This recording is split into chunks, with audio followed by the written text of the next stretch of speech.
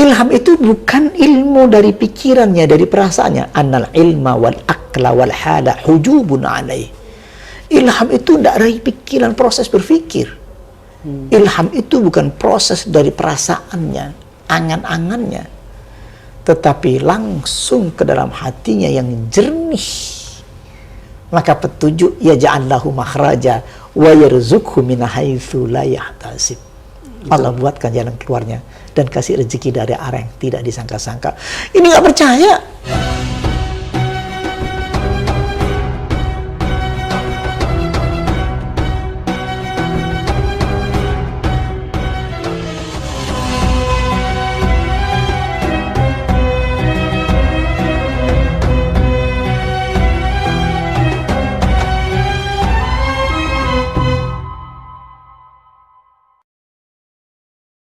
Assalamualaikum warahmatullahi wabarakatuh. Waalaikumsalam warahmatullahi wabarakatuh. Sahabat khusyuk yang dirahmati Allah, alhamdulillah kita masih melanjutkan tema tentang doa-doa atau zikir yang ada dalam sholat. Salah satunya yang sudah dibahas sebelumnya ada tentang doa-doa di dalam duduk di antara dua sujud saja, duduk iftiras.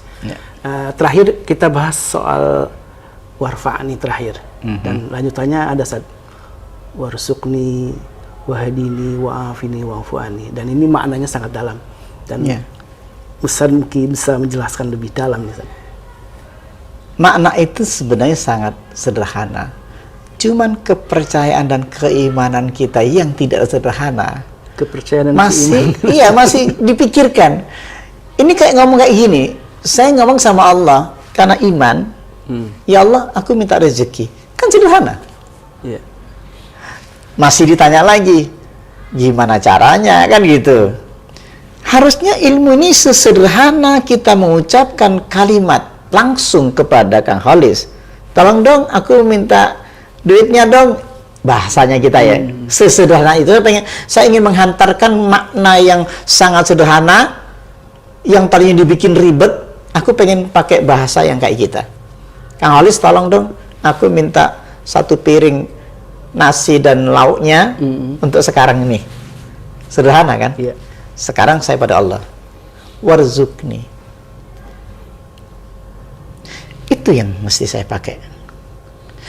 Segampang itu, sesederhana itu, aku minta rezeki dan ku sampaikan betul, dan itu didengar. Ini dengan keimanan. Tentu inilah yang menjadikan problem kita selama ini yang tidak kita imani. Kalimat warzuqni wahdini. Nah, ketika warzuqni, siapa yang mudah dapat rezeki itu? Yang dapat jalan keluar. Walaupun kita sudah ahli ekonomi, belum tentu rezeki itu bisa dengan mudah didapatkan. Karena rezeki tidak hanya soal uang, soal harta ya. Kayak gitu. Makanya bagi orang beriman, wa may yattaqillaha yaj'al lahu makhraja wa yarzuqhu min haitsu la yahtasib. Barang siapa yang bertakwa, Allah buatkan jalan keluarnya dan rezekinya. Syaratnya berarti itu. Takwa itu syaratnya. Syarat. Wa may yattaqillaha yaj'al lahu makhraja wa yarzuqhu min haitsu la yahtasib. Barang siapa yang bertakwa kepada Allah, benar-benar takwa, haqqa tuqatih, yaj'alnahu makhraja, Allah buatkan jalan keluarnya. Wa yarzuqhu min haitsu la yahtasib, Allah kasih rezeki dari arah yang tidak diduga-duga. Wa may yatawakkal 'ala Allah fa huwa hasbuh. Barang siapa yang berserah diri, tawakal kepada Allah, fa huwa hasbuh, Allah cukupkan rezeki itu. Jalan keluar itu dimudahkan oleh Allah. Itu warzuqni. Nah, di dalam sholat ada komunikasi itu. Tapi bagaimana orang lain yang tidak beriman rezekinya banyak? Iya. Walladzina jahadu fina. Kita diperintahkan untuk datang kepada Allah. Itu bedanya orang kafir. Orang yang tidak percaya pada Allah. Jahadu fina lanahdiyannahum subulana. Allah bukakan jalannya, hidayah, petunjuk. Kembali lagi kepada makna warzuqni yang kita sampaikan ketika salat. Warzuqni tadi kan jalan keluarnya dimudahkan. Kemudian bagaimana Allah mudahkan. Jadi tidak semua orang mudah. Ada dapat rezeki walaupun tidak beriman, banyak kan gitu. Istidrat ya. Karena dari hasil mereka bekerja, Oh, dari hasil mereka berpikir. sunnatullah berarti ya. Sunnatullah. Walaupun kafir, ada sunnatullahnya. Kalau engkau benar-benar engkau manjadda wajada, kan gitu. Makanya saya bilang, di saat berperang saja, Khalid bin Walid ketika masih kafir bisa memenangkan peperangannya melawan Rasulullah yang pasukannya begitu banyaknya. Bisa kalah, iya. Demikian juga rezeki. Mereka betul-betul berstrategi mencari rezeki. Umat Islam yang begitu banyaknya terkalahkan ekonominya dengan orang-orang kafir. Karena sunnatullah tadi yang Sunnatullah itu. Di mana perbedaannya sih dengan orang beriman? Balik lagi. Oh, Ini perbedaannya. Kalau soal sunnatullah, siapa yang akan kaya? Orang Islam yang rezekinya dia dapatkan dari arah yang tidak diduga-duga. Maka dia akan merasakan harta itu menjadi nikmat walaupun sedikit. Coba kita nyambungkan. Tapi apakah orang Islam itu tidak boleh punya harta besar? Terbukti Islam itu memerintahkan kita zakat. Antara syahadat, salat, zakat, puasa, haji. Kita diperintahkan untuk kaya. Walaupun tidak ada kata-kata kaya. Iya. Perhatikan, rukun Islam, yaitu pertama syahadat, salat. Salat itu minta rezeki. Ya, Iya. minta jalan keluar juga. Zakat, puasa. Zakat itu kalau nggak ya nggak bisa. harus ada nisabnya. Harus ada nisabnya. Artinya diperintahkan kaya. Kalau saya terjemahkan, syahadat, sholat, kaya. Puasa, haji, kaya lagi. Ini nggak kepikir. Kita terpengaruh dari konsep-konsep senuhurnya yang akhirnya apa? Cukup di musola aja. Cukup di musola saja, di masjid saja. Jadi tetap aja, baik warzukni pun tetap nyambungnya kepada bagaimana kita bekerja mendapatkan harta yang engkau akan terkalahkan oleh Khalid bin Walid ketika berperang. Jika tidak menggunakan strategi yang baik. Perang itu sama dengan perang dagang jatuhnya. Kita sekarang perang dagang nih. Iya. Dengan orang-orang kafir terkalahkan. Kalau kita masuk di kamar saja berzikir, nggak bisa. Iya. Warzukni itu artinya bagaimana saya mendapatkan rezeki itu. Apa ilham yang muncul di otak kita? Rezeki yang keluar itu dari mana? Bagaimana pikiran kita mendapatkan petunjuk itu, rezeki itu? Warzukni itu tidak datang dari langit, tapi jalan keluar. Jadi ikhtiar tetap Tetap, harus dilakukan. ya kan? Innallaha la yughayyiru ma biqaumin hatta yughayyiru ma bi anfusihim. Allah tidak akan merubah nasib suatu kaum kecuali kaum itu sendiri yang merubah nasibnya, termasuk ekonominya, rezekinya. Jalan keluarnya kan dibuat oleh Allah. Wa may yattaqillaha yaj'al lahu makhraja wa yarzuqhu min haitsu la yahtasib. Barang siapa yang bertakwa kepada Allah, Allah buatkan jalan keluarnya dan kasih rezeki dari arah yang tidak diduga-duga. Dua ilmu ini nggak bisa dipisah. Yang pertama, Allah tidak merubah nasib suatu kaum kecuali kaum itu yang merubahnya. Sementara tawakal itu jalan keluarnya. Itu perbedaannya orang-orang kita, ya kan, orang beriman dengan yang orang kafir.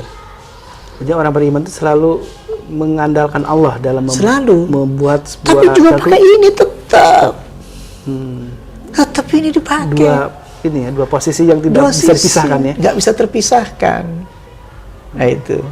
Jadi Allah menyuruh untuk pintar, berstrategi, juga Allah tetap menyuruh untuk kita bertawakal. Ya, Iya. Ini logis aja sebenarnya itu. Karena warzukni. Kemudian kita sudah minta warzukni. Wahdini Wahdini itu apa sih? Ya beri aku petunjuknya untuk dapat rezeki. Oh, nyambung sih. Nyambung. Warzuqni wahdini, kan gitu. Wahdini, beri aku petunjuknya. Makanya pertama petunjuk itu datang ke Rasulullah, kepada kita, kepada semua umat mukmin. Fama yuridillahu ayyahdiyahu yasrah sadrahu. Barang siapa orang kasih petunjuk, yang diingini oleh Allah dapat petunjuk, pertama yang dirasakan yasrah sadrahu. Di sini lapang sini. Tidak sempit. Tetapi wa may yurid yudillahu yaj'al sadrahu daiqan harajan ka'annama yas'adu fis sama. Barang siapa yang tidak diingini oleh Allah untuk dibuka hatinya, sempit dadanya itu. Rezeki pun susah.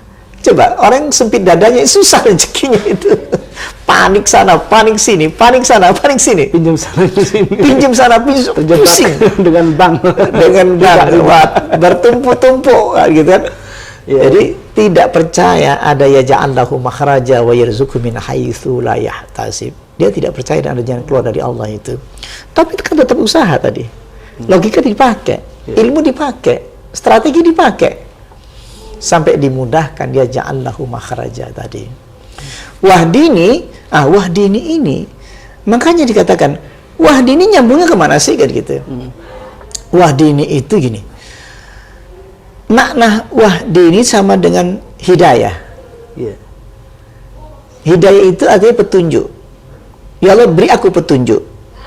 Petunjuk kepada Nabi namanya wahyu. Yeah. Sahabat namanya tahdis. Petunjuk untuk Abu Sangkan, Kang Kholis, dan umat semuanya namanya ilham. Takwa. Ilham. Apa ilham itu? Hiyal fana'u fi syuhudil haqiqah. Ia tenggelam dalam menyaksikan ketenggelamannya kepada Allah itu. Dia merasakan itu. Ilham itu bukan ilmu dari pikirannya, dari perasaannya. Annal ilma wal akla wal hala hujubun alaih. Ilham itu tidak dari pikiran, proses berpikir. Ilham itu bukan proses dari perasaannya, angan-angannya, tetapi langsung ke dalam hatinya yang jernih. Maka petunjuk ya ja'allahu makhraja wa yarzuqhu min haitsu la yahtasib. Allah buatkan jalan keluarnya dan kasih rezeki dari arah yang tidak disangka-sangka. Ini nggak percaya. Kita ngerti apal ayatnya, nggak percaya. Nah, ini kan gimana itu? Kita ngasih percaya kepada Kang Kholis, percaya nggak? Mikir. Yeah. Kan gitu. Kita juga kadang, aduh, bener apa enggak? Nggak percaya aja boleh kok. Percaya boleh, nggak percaya boleh, ya udah. Aku mendingan ambil, aku percaya. Ada betul tapi ada. Dan saya sudah banyak membuktikannya ya, bahwa betapa ilham dari Allah itu selalu ada gitu ya. Selalu ada. Gini aja. Ilham fujur saja terbukti. Jahatku setiap saat muncul. Ya. Saya percaya saya jahat. Saya percaya hati saya gelisah. Saya nggak bilang sama orang. Tapi saya percaya saya sedang gelisah. Saya percaya saya buntu hatiku. Itu ilham fujur. Tapi kenapa kalian tidak percaya? Aku sekarang merasakan Ilham takwa. Ilham takwa. Jalan keluar dibuka sekarang oleh Allah dan aku dikasih kebahagiaan. Kan gitu. Yeah. Wahdini wa'afini. Juga minta kita. Afiat itu aku minta afiat. Ya Allah, beri aku afiat. Beri aku sehat. Kang Kholis, sehat itu bukan kayak perdukunan. Kalau tadi rezeki dari orang lain, Iya. jalan keluarnya, sehat juga sama. Jalannya lewat dokter, duitnya ada, dikasih caranya yang tepat, diagnosanya benar, dan kita tinggal jadi pasien. Be patient, sabar. Dikasih jalan keluar. Gimana caranya? Gitu kan? Sampai Allah kasih jalannya gampang, ke rumah sakitnya gampang, kemudian kesehatannya enak. Yang paling kita nikmati rezekinya apa? Sabarnya. Nggak apa-apa, yang lain juga sakit. Yang lain ngerasain satu rumah sakit itu sakit semuanya. Iya. Siapa yang sih beda? Ya apa sih yang bedakan itu? Yang bedakan itu iman atau tak beriman.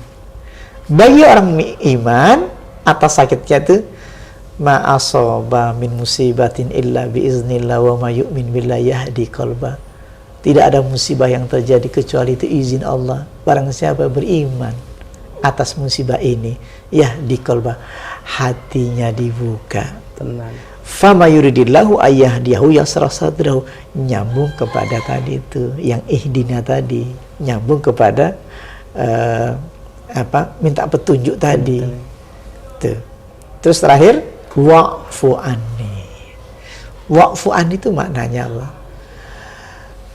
hapuskan, hilangkan. Makanya ada istilah ada dosa nanti yang secara khusus kita bisa lihat nanti di akhirat kelak itu ditampakkan dosa itu. Catatannya ada tersimpan. Kita contoh yang paling gampang, catatan yang masih ada di Al-Quran, dosa yang tadi dimaafkan ketika kita Rabbi Firli, itu dosa tapi yang dimaafkan, tapi catatannya masih ada. Siapa? Nabi Yusuf alaihissalam, Nabi Adam. Orang yang dimaafkan oleh Allah, tapi masih ada catatannya. Kamu dulu punya dosa, makan buah yang dilarang, kan gitu. Tampak tertulis di Al-Quran sampai sekarang. Itu namanya ada catatannya, tapi Allah ampuni. Nabi Yunus punya salah, disuruh dakwah, ditinggalkan. Catatannya masih ada. Ente masih ada dosa nih, dulu pernah dosa, masih dicatat. Kemudian Nabi Yusuf alaihissalam, walaupun dia itu menahan diri, gitu kan, dia mengatakan walaqad hammat bihi wa hamma biha laula arra burhana rabbika dzalika linasrifa anhu su'al fahsa. Siti Zulaiha itu masih dicatat kesalahannya.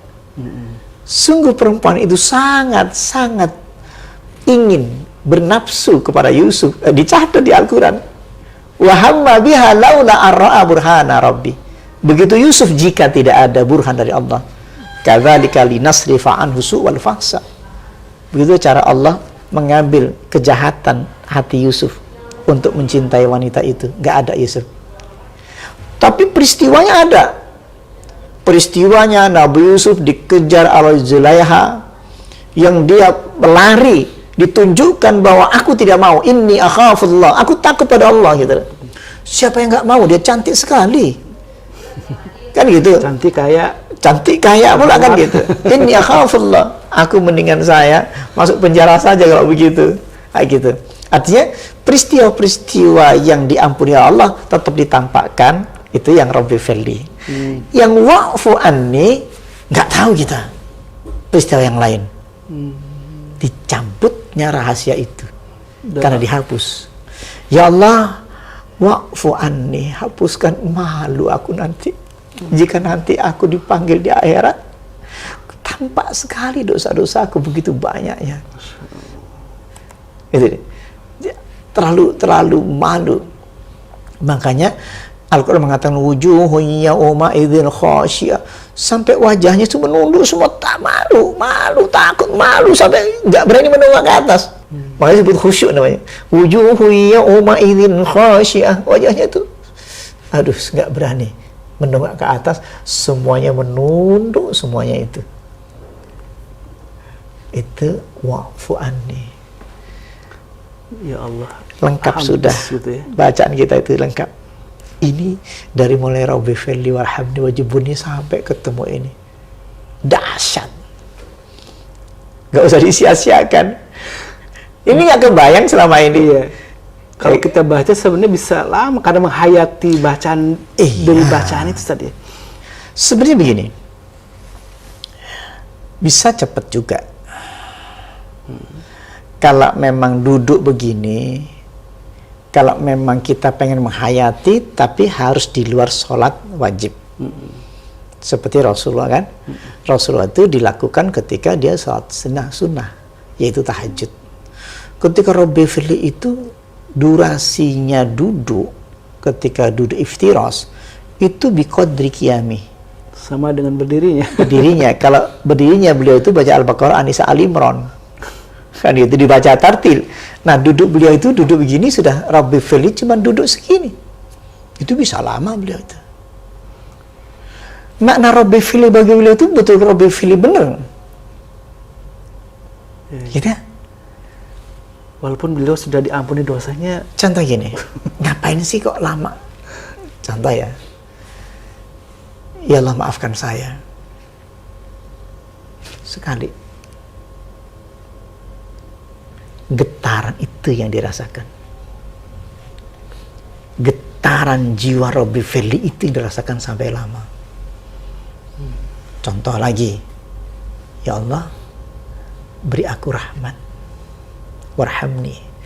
Getaran-getaran hati itu yang bikin aku lama duduk.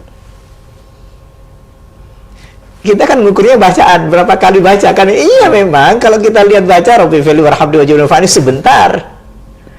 Tapi kalau saya mengatakan aku mencintaimu, aku rindu kamu, Getarannya yang panjang. getaran itu yang panjang. Katanya Nabi itu baca apa ya ketika duduk kok lama sekali? Hatta hamamtu bi amrin su'in wa ma hamamta an aquda wa adran Nabi. Apa yang kau keluhkan ketika bersama Nabi sholat? Nggak kuat saya itu. Hatta hamamtu bi amrin su'in. Saya nggak merasakan di sini perasaan yang kalau dalam bahasa kitanya mangkel, apa namanya itu ya, aduh, wah lama bener gitu. Jadi, sehingga saya pengen cepat duduk dan ingin meninggalkan Rasulullah SAW, tapi nggak berani gitu. Tapi aduh nggak kuat. Bayangkan baca Al-Baqarah, An-Nisa, Ali Imran rakaat pertama, rukuknya biqadri qiyamih, rukuknya setara dengan berdirinya. Iktidalnya apa? Sama, intasaba qaiman hatta yaqulan nas kok nasya. Iktidalnya juga lama sehingga dikira lupa. Selama ini gini, selama ini kita ini menganggap bacaan itulah yang menjadi ukuran, yang bacaan Rabbi Fili warhamni wajibuni wa'fani warzuqni wahdini wa'afini wa'fani. Cepat ya itu kan. Jadi sebenarnya ini kan ungkapkan, jadi gini, fadhkuruni adhkurkum. Jadi kita zikir harus ada adhkurkum. Ala bi dzikrillahi tatma'innul qulub. Jadi dari semua bacaan dalam duduk iftiras kita itu, dari mulai Rabbi Fili sampai wa'fu anni, itu kita hayati. Itu merupakan ungkapan. Ungkapan Rabbi Fili, ungkapan, namanya ungkapan itu sekali, tapi getarannya itu lama. Gitu deh. Nabi berdiri lama Al-Baqarah, ungkapan Rabbi Fili sekali, tapi durasi rasanya Rabbi Fili itu kita bisa lama sekali rasanya itu. Kalimat saya mencintaimu itu kalimatnya sekali, tapi durasi rasa cinta itu bisa berhari-hari. Nah ini kita nggak terbiasa dengan makna-makna seperti ini. Makna rasa. Makna rasa itu. Jadi barangkali ilmu ini penting untuk kita semuanya, karena bacaan itu sudah lengkap saya kira, mudah-mudahan manfaat untuk semuanya. Dan doa itu adalah zikir tadi. Iya. Masya Allah. Sahabat khusyuk yang dirahmati Allah, ketika kita sholat dan selalu memaknai setiap bacaan dan zikir yang kita bacakan, maka disitulah penuh makna, karena kita sedang liqa pada Allah ya. Iya.